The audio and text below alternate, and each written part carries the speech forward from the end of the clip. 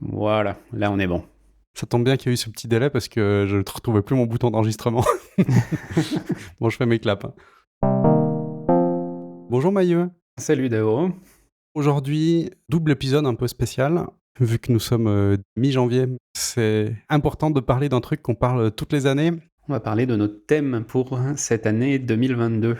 On va avoir du contenu qui sera commun aux deux épisodes. Chacun va un peu parler de son thème passé de 2021. On va faire un petit bilan là-dessus et puis présenter le nouveau thème pour 2022.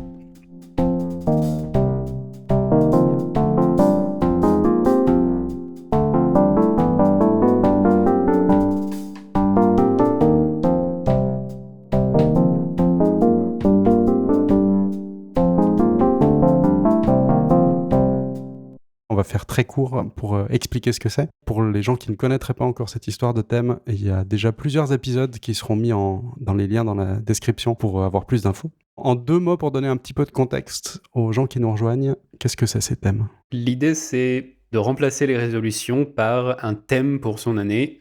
Il faut qu'il soit assez vaste, mais il faut qu'il nous donne quand même une direction. Et l'idée c'est qu'on va choisir un mot ou une phrase qui résonne avec nous. L'exemple qu'on donne à chaque fois, mais on va quand même le redonner, qui est, on peut pouvoir prendre par exemple l'année de la santé. Ça va intégrer un peu tout ce qui est en lien avec la santé.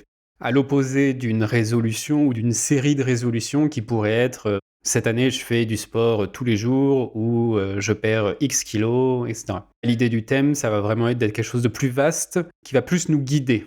À chaque décision qu'on va prendre dans l'année, on sait qu'on est dans le thème de la santé, donc à chaque fois, on va peut-être avoir plus facilement en tête le fait de bien choisir la chose qui est en lien avec la santé. Comme il n'y a pas forcément des objectifs très précis et quantifiables, on ne peut pas forcément échouer. Quand on n'a pas réussi à perdre 10 kilos, mais qu'on en a perdu 8, ben on a quand même réussi en fait, vu que le thème c'était la santé. Si on n'a pas décidé de perdre du poids, mais qu'on a décidé de s'occuper de ces courbatures généralisées, ben pareil, on est dans le thème, donc tout ça c'est bonus quoi. Et l'un des gros avantages aussi, c'est que le thème prend aussi, finalement en compte qu'on va changer dans l'année. Mmh. La santé au début d'année, comme tu dis, c'est pas forcément la même chose à la fin de l'année parce que peut-être que finalement on peut pas aller courir tous les jours parce qu'on se rend compte qu'on a un problème à la jambe et que ça serait la chose la plus importante à régler. Si on avait une résolution qui était courir tous les jours, ben c'est raté. À l'opposé, si on a le thème de la santé, ben on a découvert quelque chose qui est en lien et on va malgré tout pouvoir s'améliorer. L'idée du thème, ça vient de C.J.P. Gray, si je dis pas de bêtises. Enfin, en tout cas, c'est là, moi, que je l'ai connu et toi aussi, je crois. Tout à fait, oui. Il a une très bonne vidéo, assez courte, mais qui explique plus en détail sa vision des thèmes et pourquoi est-ce que, d'après lui, c'est bien supérieur aux résolutions. La vidéo en anglais, mais il me semble qu'il y a des sous-titres français. Ton thème précédent, on avait parlé de consolidation, c'était son titre. Comment ça s'est passé, consolidation, en 2021 ? J'avais identifié 3 choses principales dans ce thème qui étaient, en premier lieu, d'entretenir les habitudes que j'avais un peu mis en place l'année encore avant. Avoir plus d'activités que j'avais caractérisées comme manuelles, mais que je caractérise un peu plus comme créatives et ou manuelles maintenant. Et puis faire attention à mon repos. Le bilan est mitigé, je dirais. L'entretien des habitudes de l'année passée, ça, on va en reparler avec mon thème actuel, mais ça s'est pas fait. J'ai même perdu beaucoup d'habitudes. Ok. Avoir des activités créatives et manuelles, ben ça a été vraiment un vrai focus que j'ai vraiment gardé en tête et appliqué régulièrement. Donc ça, j'en suis très content parce que j'ai exploré plein de choses qui m'ont beaucoup intéressé, des choses que je vais continuer maintenant. Qu'est-ce que tu fais, si tu peux en parler un peu ? La chose principale qui a ressorti cette année, c'est la photographie, avec pour but en partie de faire de l'astrophotographie. C'est des choses que j'ai beaucoup recherchées cette année, que j'ai pas mal pratiquées et que je veux continuer. En activité manuelle, j'ai repris un peu le dessin, la peinture via la peinture de figurines. Récemment, j'ai récupéré un peu une boîte d'aquarelle. J'ai envie de réessayer de faire plus de l'aquarelle, justement. C'était une technique que j'aimais beaucoup quand j'étais enfant et adolescent. Ok, ouais. Après, il y a plein d'autres choses. Pendant l'année passée, j'ai fait beaucoup de choses créatives différentes. Je voulais un peu laisser le champ libre et pas forcément me forcer dans une direction. Sur ce côté-là du thème, donc de consolidation, très content du résultat. Après, tu allais parler de repos et tu as laissé entendre que c'était moyen. Alors, moi, j'avais une question quand j'ai réécouté l'épisode précédent. Tu parlais d'entretenir le repos et les activités manuelles. C'était pour avoir rien de prévu le week-end pour justement te permettre et de te reposer et d'explorer des activités créatives et manuelles et de concentrer tout ton travail en semaine. Est-ce que ça a marché? Qu'est-ce qui se passe et puis qu'est-ce qui se passe avec le repos où tu dis que c'est un peu bof, quoi? J'ai fait plus attention à mon sommeil, par exemple, cette année, même si c'est pas très stable. Ça fait un peu 4 ans qu'on dit que ou 3 ans qu'on dit que c'est pas très stable, mais bon, c'est le cas. J'ai un peu toujours tendance à aller me coucher à n'importe quelle heure parce que dès que je suis dans quelque chose, j'ai beaucoup de mal à m'en détacher. Par contre, sur ce qui est l'isolation du travail vraiment dans la semaine et éviter de faire ce que je considère être du travail le week-end, ça a très bien marché en début d'année. Et au retour de l'été, je me suis trouvé des nouvelles passions en termes de boulot et d'outils à explorer et de choses comme ça. Et je suis retombé dans le travers de faire des choses de travail le week-end. Alors quand j'ai du travail, c'est pas forcément dans le sens mon travail salarié que je faisais le week-end. C'est des choses en lien plus ou moins direct avec mon travail. Donc comme moi je fais de l'infrastructure informatique, il y a des nouveaux outils qui sortent un peu tout le temps. Et il y a des choses qui moi m'intéressent. Ce que je voulais éviter, c'était de les explorer uniquement à but de les réutiliser dans mon travail sur mon temps libre. Parce que de mon point de vue, c'est quelque chose qui doit avoir lieu dans le travail. Si tu fais ta veille informationnelle ou ta veille de formation dans ton temps libre, techniquement non, ça fait partie de ton travail en soi. Donc en même temps, t'es pas payé pour et en plus, ça te bouffe ton repos. C'est là où je dis que je suis un peu mitigé sur le résultat. Il y a des choses positives qui en sortent. J'ai vraiment pris l'habitude de traquer mon sommeil et d'essayer de corriger quand il y a une semaine où je me rends compte que j'ai fait un peu n'importe quoi sur les horaires de coucher ou lever. J'essaie vraiment de corriger le tir la semaine suivante. J'essaie d'avoir un minimum d'heures aussi. Donc sur ces points de suivi, on va dire, j'ai des habitudes qui sont maintenant en place autour de ça. J'espère que ces habitudes en place vont, sur le long terme, finalement, m'aider à avoir un sommeil un peu plus régulier. Ouais. Et sur la partie repos, comme je disais, la deuxième partie de l'année, je suis vraiment retombé dans les travers, mes travers précédents. Depuis 1 an, je travaille un peu sur un outil de backup pour Roam, qui fournit un outil de backup en interne, mais qui n'est pas complet. Et en fait, je suis en train d'en créer une version plus complète, qui permet vraiment d'exporter toutes les données, etc. Et là, on est d'accord que tu fais ça en tant qu'indépendant. Là, c'est purement indépendant. Je le fais pour moi en premier lieu, parce que moi, je veux avoir ça pour m'assurer que j'ai toujours le contrôle sur mes données, et que je peux réaccéder à mes données en cas de problème. Mais j'ai vraiment comme optique de le vendre comme service. Ça fait partie de ces projets que je considère vraiment comme étant du travail. Donc que t'étais pas censé faire le week-end. Si je peux pas le rentrer dans la semaine de travail normale, là c'est un autre problème. C'est quelles sont mes priorités, est-ce que c'est vraiment quelque chose que j'ai envie de faire ou pas. C'est aussi pour ça que j'ai envie de contraindre ma semaine de travail à une semaine normale, de 40 heures en l'occurrence. Si ça rentre pas là-dedans, ça veut dire que je travaille trop. Donc ça veut dire qu'il faut que je réfléchisse à quelles sont mes priorités, qu'est-ce que je veux changer, mais pas que ça déborde. Et là, la deuxième partie de l'année, ça a un peu débordé. Il y a ça qui a un peu débordé, puis comme je disais, toute une partie exploratoire qui est un peu repartie dans tous les sens et liée plus ou moins directement au travail, qui a aussi pas mal débordé. C'est marrant parce que dans les buts de l'an passé, il y avait de permettre l'exploration. Ça a en soi bien marché, mais ça a un peu débordé de ce que ça aurait dû en fait. Quand je parlais d'exploration aussi sur ce thème-là, il y avait un peu 2 choses différentes, puisqu'il y avait d'un côté l'exploration de tout ce que je disais créatif, manuel, ce type de choses. Ça faisait partie du repos puisque c'était la phase off par rapport à la phase du travail. Et toute la partie exploration, oui, qui est liée au travail, elle aurait dû être contenue dans mon travail. Dernière question en plus par rapport au bilan. Tu parlais de l'intégration de questionnements, de listes de questions que tu avais. Est-ce que tu allais les mettre dans une revue trimestrielle? Est-ce que tu allais les mettre dans une revue du soir de ton bullet journal? Est-ce que c'est des choses que tu as fait, ces questionnements, que tu as laissé tomber?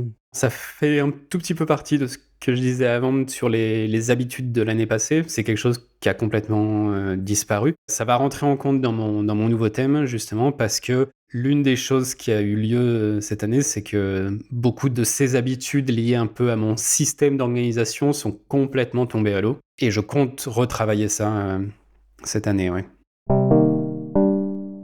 Roulement de tambour, trompette, tout ça. Thème 2022. Le thème pour cette année, ça va être la pratique. C'est l'année de la pratique. Pratique en sens l'entraînement, exercice, ce type de choses. Pas pratique dans le sens « oh, c'est très pratique ».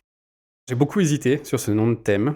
L'an dernier, à partir de l'été, j'avais déjà plein de mots qui résonnaient justement avec moi. J'étais un peu parti sur la discipline à un moment donné, j'étais un peu parti sur l'année de l'inconfort aussi, dans le sens se mettre dans des choses inconfortables.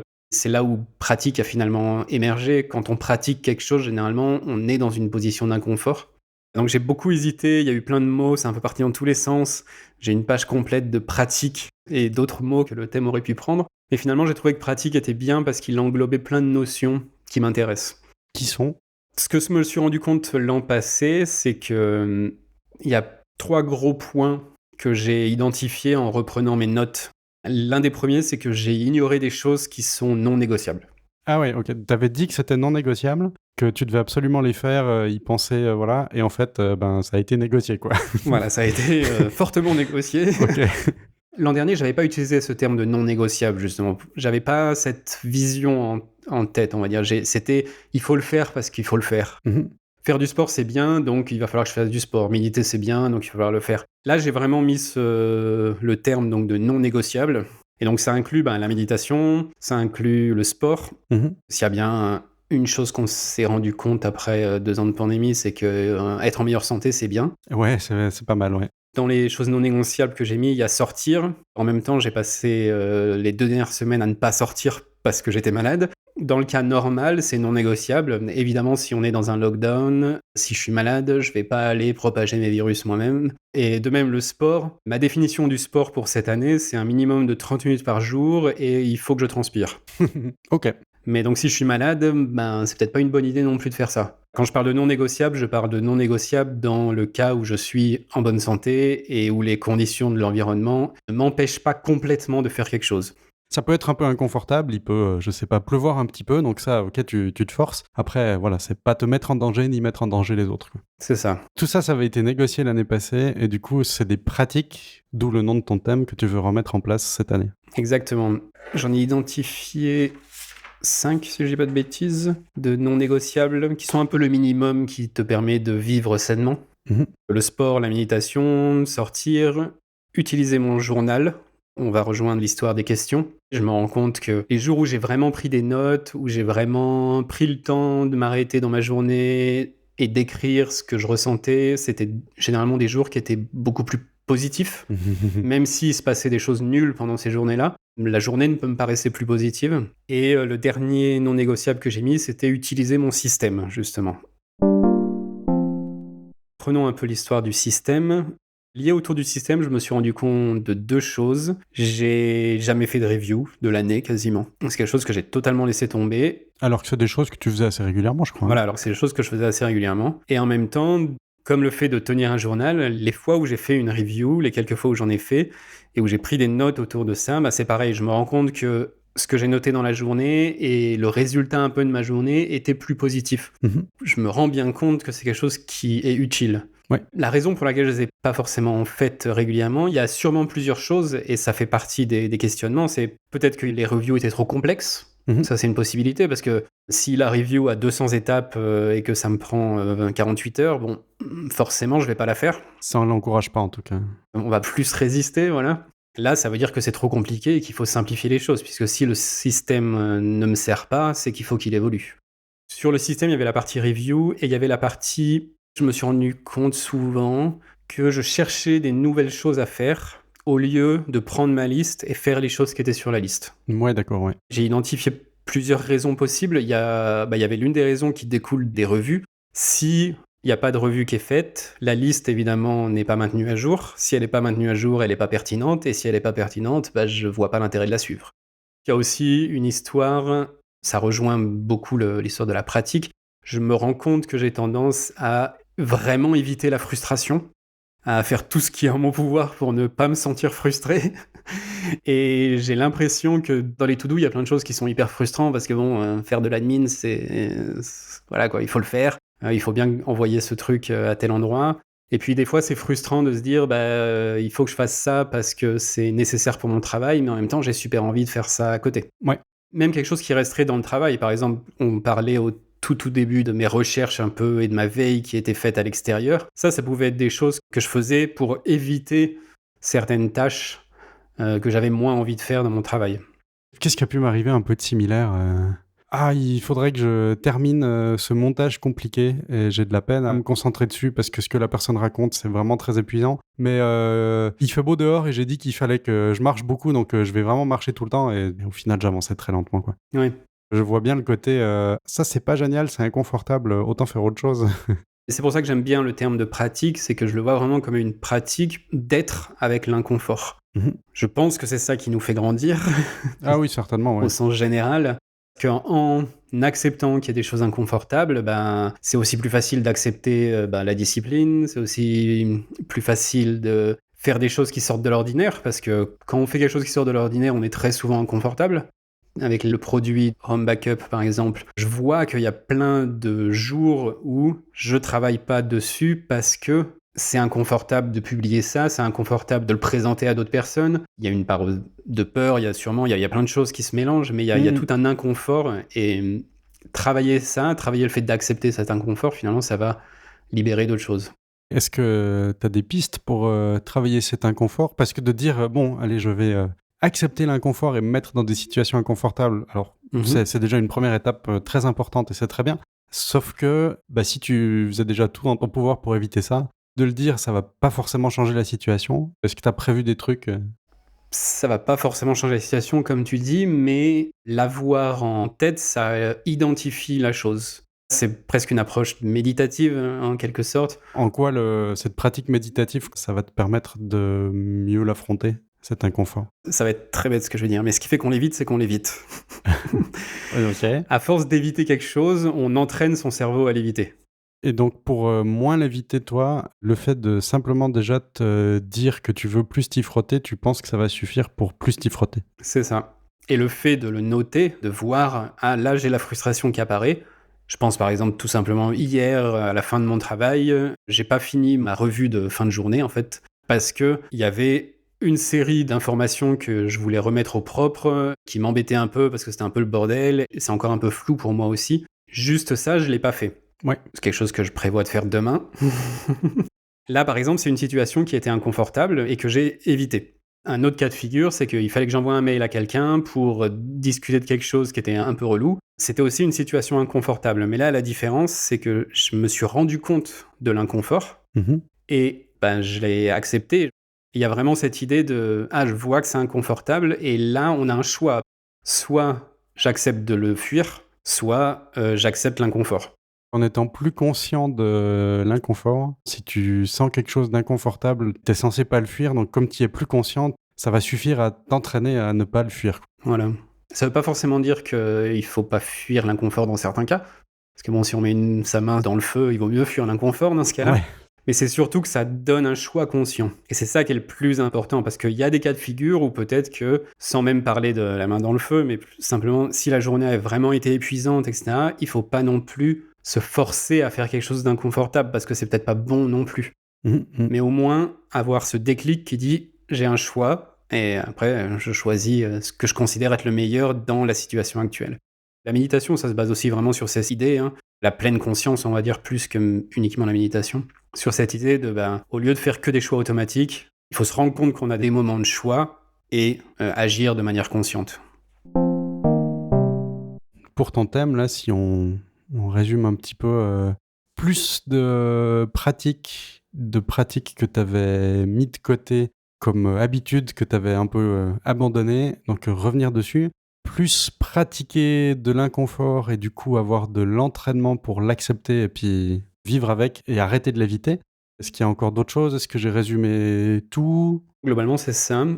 Moi, je me suis noté 3 points spécifiques, en tout cas pour démarrer l'année, qui sont justement pratiquer tout ce que sont les non négociables, donc le sport, la méditation, ce type de choses, et vraiment le prendre comme une pratique, justement. Mmh. Il faut le faire, même si des fois, ce sera une méditation de 5 minutes, et ça sera pas une demi-heure, tant pis, au moins je l'ai fait, et j'ai entraîné mon cerveau à le faire. J'ai noté pratiquer avec la frustration assez spécifiquement parce que en ce moment, c'est quelque chose que j'ai identifié. Ça ne veut pas forcément dire que ce sera toute l'année comme ça, mais en tout cas, c'est un point de départ. Et lié à la frustration, j'ai noté pratiquer aller à l'encontre de la résistance. Alors la résistance, on mettra une vidéo dans les show notes, c'est un concept de Steven Pressfield dans un livre qui s'appelle The War of Art. non pas The Art of War, hein, mais The War of Art, où justement lui il décrit la notion de résistance qui est cette sensation que tu as qui te dit qu'il faut absolument pas que tu fasses ça, alors que toi c'est ce que tu as envie de faire. Et lui ce qu'il dit c'est qu'il faut utiliser cette résistance comme guide et non pas comme quelque chose à éviter. J'ai spécifiquement noté ça parce que j'ai noté que cette sensation de résistance apparaissait beaucoup dans tout ce qui était plus les activités manuelles et créatives. T'as un frein à les faire, et du coup, si t'as ce frein-là, c'est peut-être que justement, t'en aurais besoin. Des fois, je me dis, ça serait bien que je prenne mon cahier et que je dessine un truc, et puis en fait, j'ai plein d'autres choses qui me disent, non, en fait, puis c'est compliqué, et puis je sais pas, et puis il y a autre chose à faire, et ça, c'est vraiment un peu de la résistance créative. Mmh. J'ai spécifiquement isolé parce que j'ai pas envie que ce point de résistance m'empêche de continuer tout ce qui est créatif et activité manuelle. Pour la mise en place de ton nouveau thème, t'as quand même quelques objectifs un petit peu, pour commencer en tout cas. T'as quelques choses que tu peux mettre en place déjà de prête. La réflexion, elle est bien bouclée par rapport au thème et t'es assez au clair. Je pense que là, j'ai vraiment quelque chose qui est fixe dans le sens où le mot est le bon. Mmh. Comme on disait, ça peut changer dans l'année, ça fait aussi partie de l'histoire des thèmes, mais avoir un point de départ et quelque chose qui nous permette de mettre en place les premières habitudes. Les gens qui écoutent le podcast depuis un certain temps ont dû aussi détecter qu'il y a plein d'influences de choses qu'on a lues cette année. Ouais, tout à fait. Et là, j'invite à aller voir les anciens épisodes. Il y a évidemment tous les livres qu'on a lus cette année et le bentoïsme aussi un peu qui rentre là-dedans et qui a un peu restructuré ma pensée autour de ça. Pour cet épisode-ci, on va gentiment s'arrêter là. On aura la suite dans l'épisode sur mon thème à moi. Atomic Habits et le bentoïsme, c'est des choses que je veux aussi pouvoir un peu utiliser. Il y a de l'influence de l'année quand même derrière nous. Ouais. Et puis, comme d'habitude, on encourage les gens à mettre des pouces bleus, partager, mettre des étoiles, abonnez-vous. On l'a jamais redit depuis un certain temps, mais on a un email pour nous envoyer des feedbacks. C'est vrai. C'est hello@tachedet.fr. Écrivez-nous, ça nous fera plaisir de vous entendre, de vous lire.